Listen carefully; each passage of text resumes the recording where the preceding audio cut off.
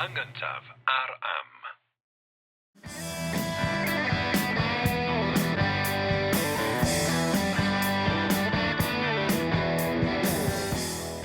Helo, Siamai, Jerry Hunter dwi. A Richard Wyn Jones dwi, a da chi'n gwrando ar bodlediad yr hen iaith. Podlediad lle mae'n Americanwr o ganolbarth yr Unol Daleithiau yn ceisio addysgu rhywfaint ar Gymro o belleneg byd Ynys Môn ynglŷn â cyfoeth i iaith ei hun. Da ni ar gael drwy'r holl ffrydiau podlediadau, da ni ar gael ar YouTube lle mae modd yn gwylio ni hefyd, da ni ar gael yn gyntaf bob tro trwy am.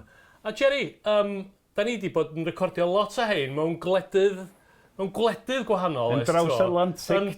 Yn draws Iwerydd. Dyma ni nôl mewn stafell Yng Nghaerdydd. Yn yr oruwch y stafell yma yng Nghaerdydd. Croeso nôl. Diolch yn fawr. Sut wyt ti? Mae'n hyfryd bod nôl yng Nghymru. Er gweithio'r tywydd, er gweithio'r cyflwr yr economi.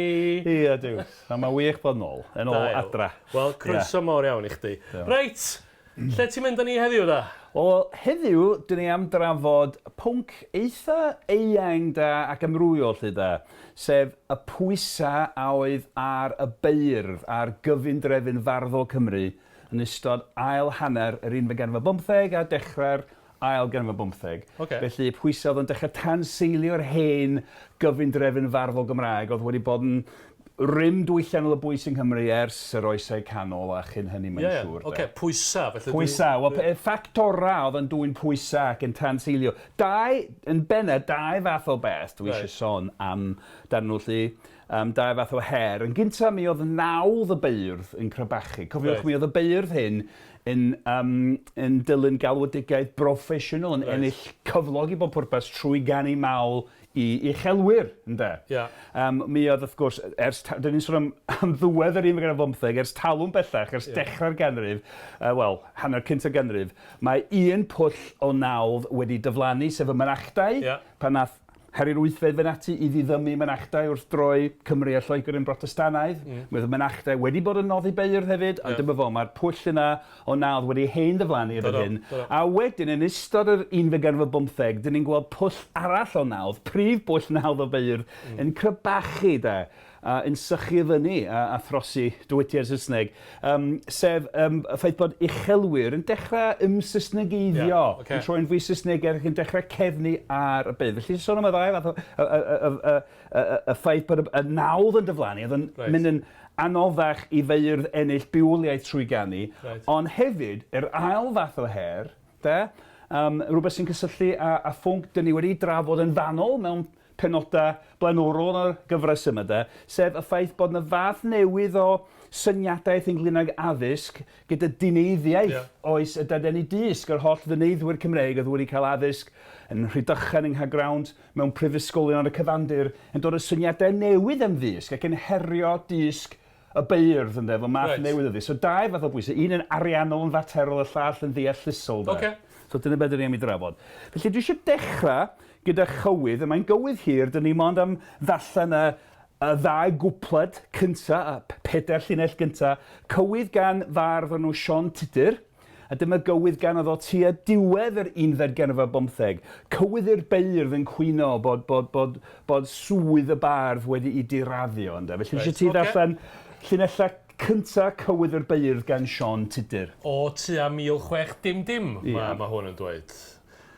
Gwaen i'r Beirdd gan air y byd, gwae ail fodd y gelfyddyd. Swydd y Beirdd sydd heb urddas, oedd enwog gynt heb ddwyn cas. Na fo. Felly, yn ôl Sion Tudur, mae gan air y byd, hynny yw enw da y Beirdd yng ngolwg y byd wedi mynd. Drian ohonon ni, gwaen i'r Beirdd. Hefyd, mae'r gelfyddyd farddol wedi dyrwyo hefyd, Gwae ail fodd y gelfyddyd. Ie, gwael eto. So gynta gwaen i'r Beirdd, a wedyn gwae ail fodd y gelfyddyd a wedyn swydd y Beirdd sydd heb urddas. Ie, wedi colli urddas, swydd barchus, mi oedd pawb yn dilyn y Beirdd, yn gwrando ar y Beirdd, a rwan maen nhw'n heb urddas, heb barch. Oedd enwog gynt heb ddwyn cas. So yn yr hen oes, doedd swydd y bardd ddim yn dwyn casineb, cas, pawb yn hoffi Beirdd, a rwan mae'r rhod di troi, Gwaen ni. Ie, union. Mae'n lle llwm arna ni i'r Dyma ni, reit ar ddiwedd oes y Tuduriaid, ar ddiwedd yr 19 a dyma Sean ti'n deud hyn am swyddogaeth y Beirdd proffesiynol. Mae hefyd yn y cywydd, mae'n rhoi llawer o'r bai ar y Beirdd ei hunan am ganu mawl sydd ddim yn ddyffiant, gwenieithu, palu cwlydda wrth ganu mawl a dyrchafu noddwyr yn deud pethau nad oedd yn wir.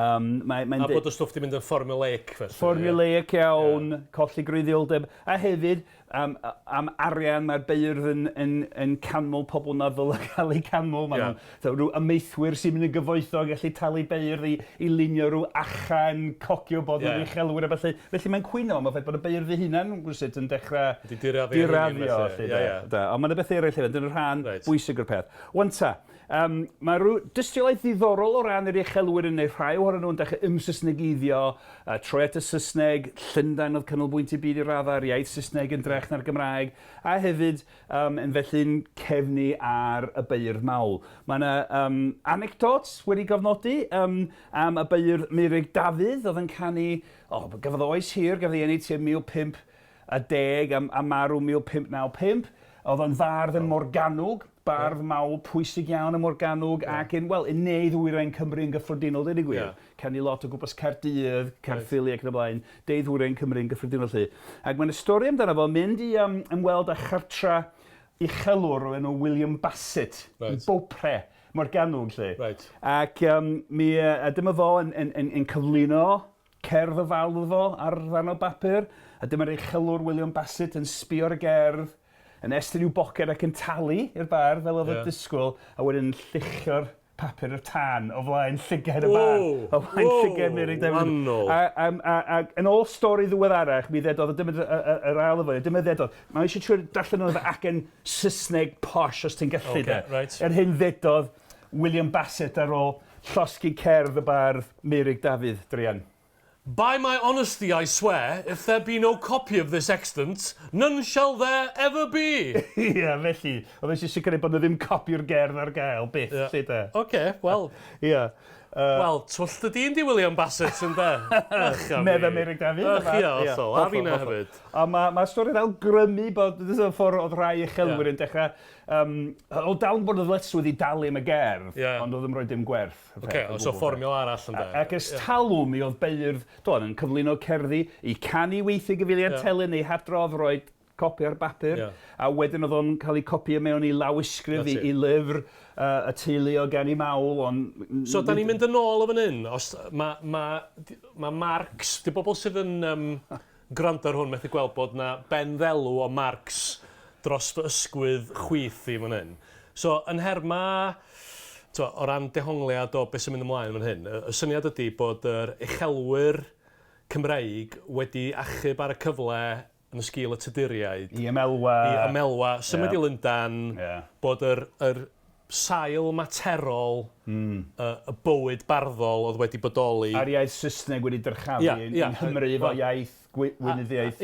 Yn rhannol trwy'r hynelwyr y deddau. Felly, bod yr seilwaith materol y gelfyddyd yn diflannu. Yn union. A gan fel Marxwyr da, da ni'n gwybod fod y seiliau materol yn bwysig o safbwynt y gelfyddyd. Yn union. Ni ellir ei gwahanu mewn ffordd syml. Felly, so dyna... Mae seiliau materol y grefft yn diflannu. Neu'n crebachu. Yn crebachu. Dyna sy'n digwydd. Na ti. Yn union. Ond eto mae ddarlun cymysg da.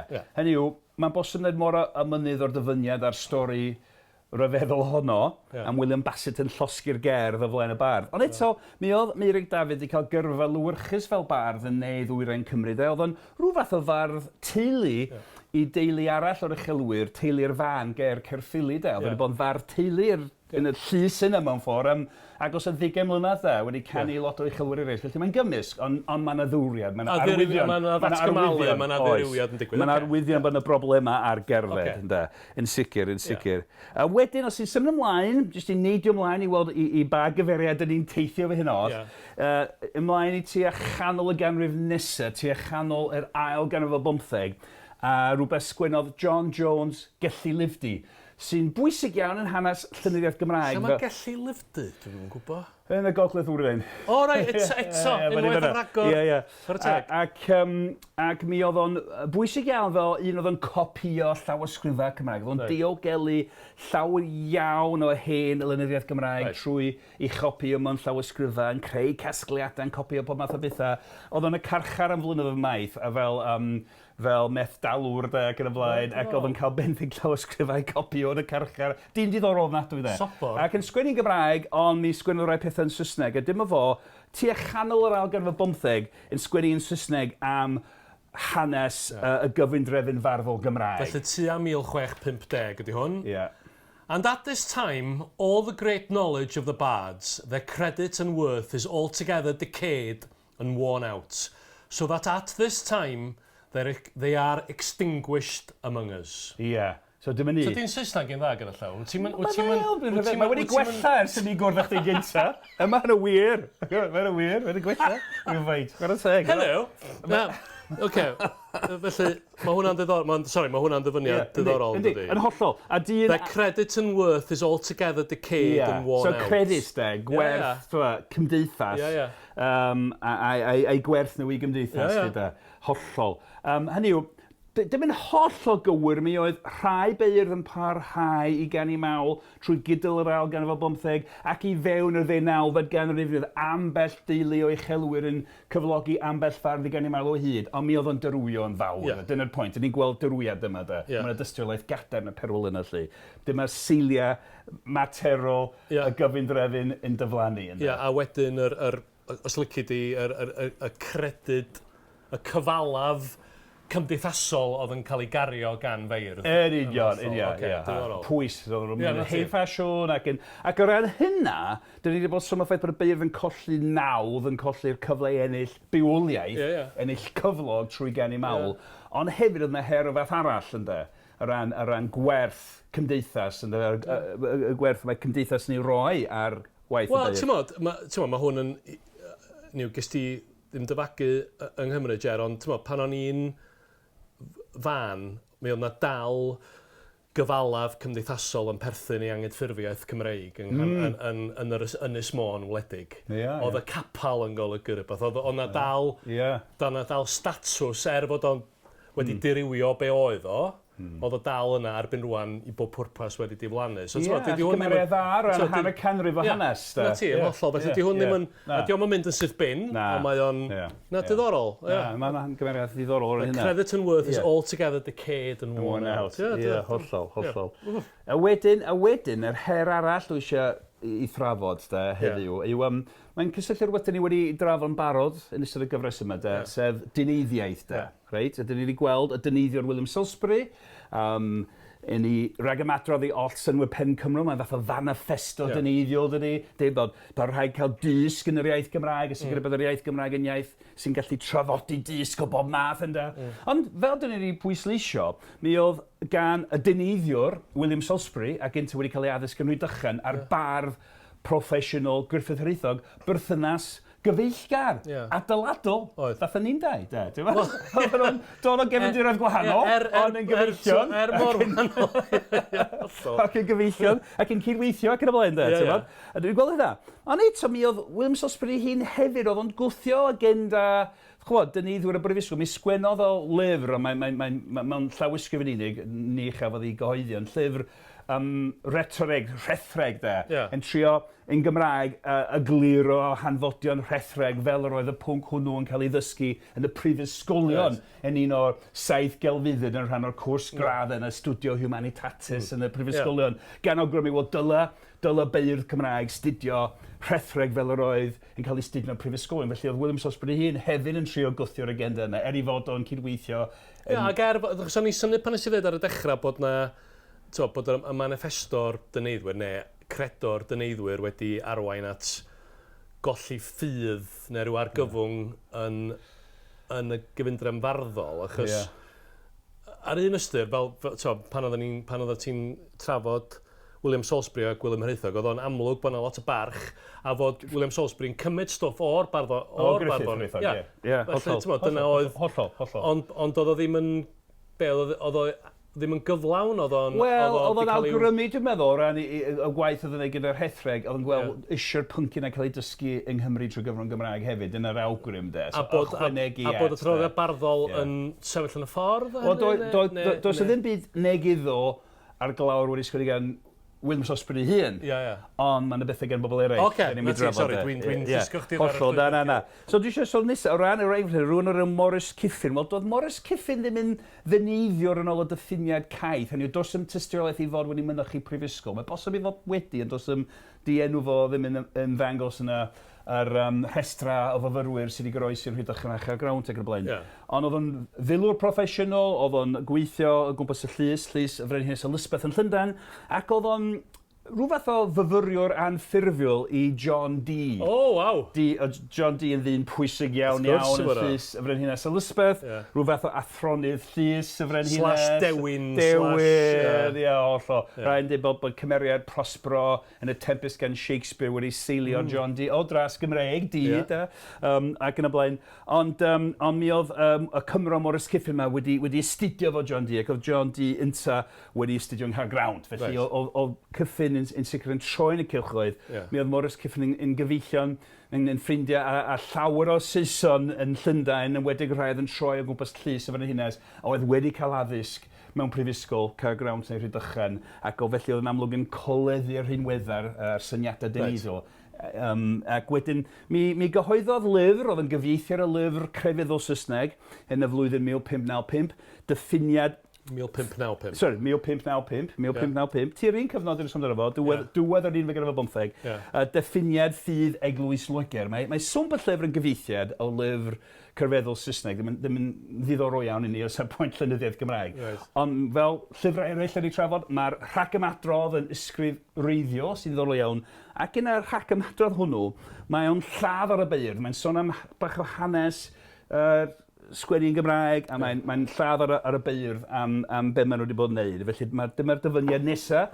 Dwi eisiau ti dyfyniad 4 ar dodaflen Morris Cyffin yn lladd ar y Beirdd Cymraeg, traddodiadol. Cyn hynny, hawdd yw i gwybod mae digon lles oedd gyflwr yr iaith Gymraeg, pryd na cheid clywed fynychaf. Ond yna i llai cerdd faswedd a'i ynta rhyw fath arall ar wawd ofer, heb na disg, na dawn, na deunydd ynddi. Dew, mae'n llym dydi? Dew, ynddi. Felly, mae'n deud bod cyflwr yr iaith Gymraeg wedi bod yn llesg oherwydd y Beirdd ynde. Ac yn deud na cheid clywed fynychaf, hynny yw gan amla, doedd pobl ddim yn clywed, ond neillai cerdd faswedd, y maswedd, rhywbeth bitter, brwnt, anweddus. Fy hoff fath o gerdd, Jerry. Ie, dwi'n gwybod. Da ni'n trafod mwy o gerddi. Nid felly Morris Cyffin. A'i ynta rhyw fath arall ar wawd ofer, heb na disg, na dawn, na deunydd ynddi. Yn union, a fel dyn ni wedi trafod o blaen, disg oedd yr allweddau'r i'r bobl yma yn yr unfed ganrif bymtheg oedd yn coleddu'r agenda deneiddiol. Does am lot o bethau gwaith na deud bod chdi heb ddysg yn y na dawn, na deunydd, dim sylwedd. Diawl o ddim. Diawl o ddim byd, yn union. Felly, dyna ferniadaeth lem iawn. Wedyn, mi ath Sean Dafydd Rhys ati ymateb i hyn yn mhen rhyw 2 flynedd. Mi sgwennodd o rhywbeth o lythyr agored i'r Beirdd. A pwy oedd Sean Dafydd Rhys? Da ni wedi drafod o blaen, a mae werth i gynhoi. A dyn diddorol ofnadwy, nathon ni drafod o'r drafod llen y Catholigion Cymraeg. Mi oedd o wedi bod mewn prifysgol Mhrydain yn Lloegr, wedyn nath o raddio.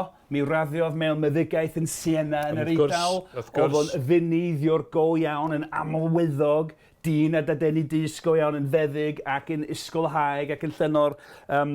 Trodd yn yr Eidal, mi sgwennodd rhywbeth am yr iaith Ladin, mi sgwennodd am yr iaith Eidaleg hefyd, mi sgwennodd ramadeg y Gymraeg yn Lladin hefyd, felly oedd ddineiddiwr go iawn. A cerwch yn ôl i rando ar y bennod honna, os da chi ddim wedi gweld, oedd hwnna'n un da. Oedd hwnna'n un da, o'n i'n meddwl, beth bynnag. Ac wedyn... Fan ôl i'r rwtch arferol, da ni'n meddwl. Wel, ie. Mae'n gymeriad da diddorol iawn, Sean Dafydd Rhys. Ac wedyn, felly 2 flynedd ar ôl i Morris Cyffin ladd ar y Beirdd yn y modd hwnnw, mi sgwennodd Sean Dafydd Rhys llythyr agored at y Beirdd yn cylchredig mewn llawysgrifau, mae'n siŵr de. Reit. So yn y flwyddyn 1597. Ydy cwpl o bethau. So mae'n y ddau ddyfyniad. Oedd disgwennu hwn yn yr Eidal felly? Na, oedd o'n nôl erbyn hyn, wrth gwrs oedd. Yn cylchredig llenyddiaeth gathol y gydd yn ei Cymru, rhywbeth fel yma. Ond hefyd yn rhan o'r ddadl yma diddorol de. Oedd. Reit. Ac I chwythau, ein caredig feirdd a'n hanwyliad brydyddion, dymunwn ni allu ohonawch gadw eich cowraint lythrenau yn ddilwgwr ac amddiffyn pyrdeb eich iaith Gymraeg. Ie, felly mae'n anog y Beirdd ynde, i gadw'r iaith yn byr ynde, i pidio a gadw yr iaith gael ei llygru lle. Cadwch eich llythrenau yn ddilwgwr. Ie, hollol. Gwyddoniaeth gramadeg y Gymraeg mewn ffwrdd. Gan awgrymu bod yna broblem felly. A wedyn... Byddwch fal gemau a maen gwerthfawr i'ch gwledydd. Mwyn I chwi ochel y nam a'r gogan a'r enllib ddiheiddiedig a fwriawdwydd a fwriodd yn ddigawn angharedig Cymro a gwyr o'ch gwlad chwi eich hunain arnoch yr awr hon. Sori, nes I ddarllen hwnna'n effernol. Na, mae'n sôn a diwedd am Morris Cyffin, dyna'r Cymro a gwr o'ch gwlad oedd wedi bwrw Cymro a gwr o'ch gwlad chwi eich hunain arnoch yr awr hon. So mae o wedi... Enllibio. Enllib diheiddiedig. Ie, hollol. Ond eto, mae Sion Dafydd Rhys, mae'n hanner amddiffyn cam y Beirdd, oedd ddim yn deg bod Morris Cyffin wedi pethau cas yn ydych chi. Ond eto, mae'n mynd at fel dweud. Ond eto, mae'n bwysig bod chi'n trio cadw'r iaith yn ddilwgreg yn y blaen. A mae'n dweud, dylech chi wneud lot o wahanol bethau. Sy'n awgrymu bod nhw ddim wedi bod yn gwneud. Union. A mae'n mynd ymlaen yn y llythyr yma, a mae'n dweud pethau fel hyn. Mae'n anarch y Beirdd, dyna'n dweud, na chenwch lesgedd, llesgedd pethau di ddim, heb lot o egni, na chenwch faswedd, so mae'n dweud hefyd, Beirdd, na chenwch faswedd, gan o'n gwmyn bod, na ormod o gerddi maswedd gan y Beirdd, na chenwch oferedd, pethau gwastraffus, gwaeg, na chenwch ddiddawnedd, heb ddawn. Debyg iawn I Morris Cyffin mewn ffordd. Pidwch y gyrru heb ddawn. Na chenwch gelwydda, yn ei cerddi mawl yn palu cwlydda, mae noddwyr ac yn y blaen. Na chenwch bethau di-ddisg na di-ddefnydd. Yr un math o gyhyddiad mewn ffordd a Morris Cyffin de. Ac na chenwch anwyoldeb de. Ac mae'n dweud bod mae'n awgrymu bod y Beirdd yn gorganol ac mi oedden nhw'n ei gerddi mawl gan amlach. Ac yn gogen I yn dychanu o'r weithiau. Felly swn i'n tybio, mae hwn yn swnio fi, Jerry, yn debyg iawn I, da ni'n siarad am, mae'r diwygiad Protestanaidd yn pwyso'n drwm iawn. Ac yn wir, y gwrthdiwygiad Catholig. Aelod o gwrthdiwygiad Catholig. Ond oedd hwnna o'r un peth. Felly, mae hwn yn seriws, da ni'n isio dyrchafu Dyw, nid dyrchafu acha Jerry Hunter. Bod Beirdd yr uchelwyr y cywyddwyr wastad wedi canu cerddi crefyddol hefyd, ond nid yna oedd sail. Nid yr math oedd yn cael ei ddisgwyl lle bellach. Wedi gan bod y sail, mae'n achlogydd wedi mynd. Hollol. Da ni'n mynd yn ôl at y seiliau materol yn mynd. Wedi dyflannu, hollol. Hollol pwysyn cynnal. Crefydd y Beirdd mewn ffordd, o ran hynna. Ond mae'n ddiddorol, a wedyn, felly mewn ffordd, mae Sion Dafydd Rhys, mae'n amlwg I fod yn gweld bod y Beirdd yn bwysig.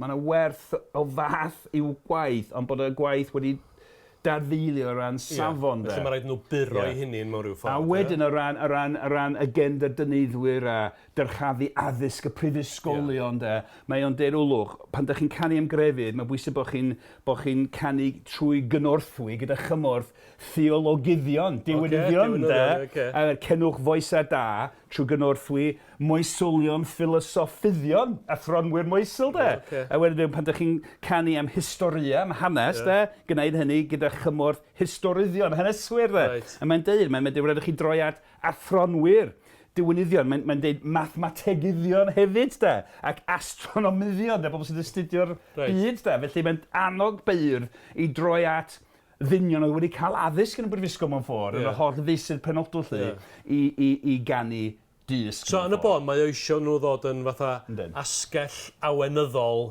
y mudiad dyniaethol. Ffordd dda o roi ti. Dyna be mae eisiau. Ffordd dda o roi ti. Dyna mae eisiau. Gewch chi gario ymlaen I farddoni, cyn bella bod chi'n hybu yr agenda Diddorol, da? Dwi'n licio hynna. Diddorol. A mewn ffordd, gan fynd yn ôl ddedodd William Salisbury yn ei ragamadrodd ei olsyn with Pen Cymron, 1547, mynwch ddysg yn eich iaith. Yr un math o neges mewn ffordd. Yndi, ond yr achos yma, wedyn job chi'r Beirdd ydi hybu'r dysg yn ein iaith. A gyda chawen. Yn lle canu masmer, a canu hollol. Diddorol. So mae'n diddorol iawn. Yn union. Ond wedyn, mae'n ddiddorol meddwl am, mae ragamadur William Salisbury, fel ddyn si yn y benod honno, mae fath o fanifesto rhyfeddol o ran raw angen i fyreinio'r iaith Gymraeg a dyrchafu'r iaith, a sicrhau bod yr iaith yn gyfrwng sy'n gallu trafod unrhyw beth yn y byd. Fel y mae hi heddiw, diolch i'r drefn, de. Dyn ni wedi trafod hynna. A dyn ni'n gweld byrniadaeth Morris Cyffin a yr hyn mae Sion Dafydd Rhys yn dweud am y Beirdd ac yn y blaen. Ond eto, mae Darwin yn gymysg hefyd, achos wrth gwrs mae'r Dyneiddwyr yn dod o safbwynt penodol, ac o safbwynt ddaransoddiad Marxaidd o'r sylfaeni materol, mi allai dadle wel oedd y Dyneiddwyr hwrach eisiau mwy o'r gacen iddyn nhw eu hunain o ran cael cyhoeddi a cael hwrach un o'r elw trwy gwerthu llyfrau ac yn y blaen.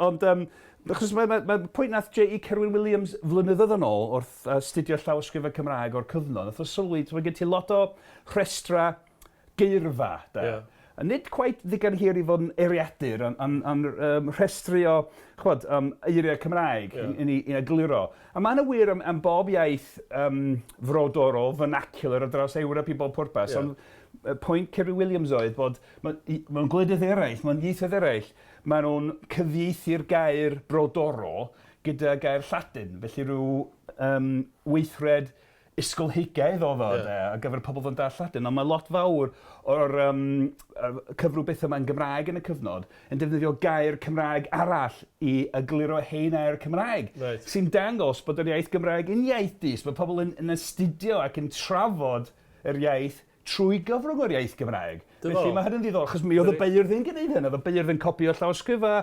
gramadegau, dysgu a ddysgu, yn trafod achau uchelwyr, hanes Cymru, yr hen chwedla, daransoddio'r iaith, felly oedd hynny yn digwydd. Felly mewn ffordd, yn hytrach na bod y Beirdd wir yn methu a gwneud pethau fel e, oedden nhw'n gwneud mewn ffordd wahanol, nad oedd wrth fodd calon y Dyneiddwyr efo haddysg prifysgol nhw, Ac oedd y Hebraeg.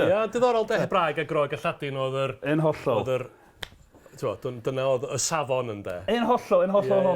A wedyn, ddyn eisiau dechrau bod eisiau canolbwyntio ar ddau fath o her, y nawdd yn crebachu a hefyd yr her ddeallusol o ran dyneiddiaeth, y prifysgolion yn herio hen ddysg y Beirdd. Mi oedd y her arall yna, o ran rhywbeth dyn ni wedi trafod yn y gyfres yma yn helaeth, y dechnoleg newydd honno, sef y wasg a'r graffu. Oedd y Beirdd yn traddodi ar lafar ac yn sgwennu mewn llawysgrifau.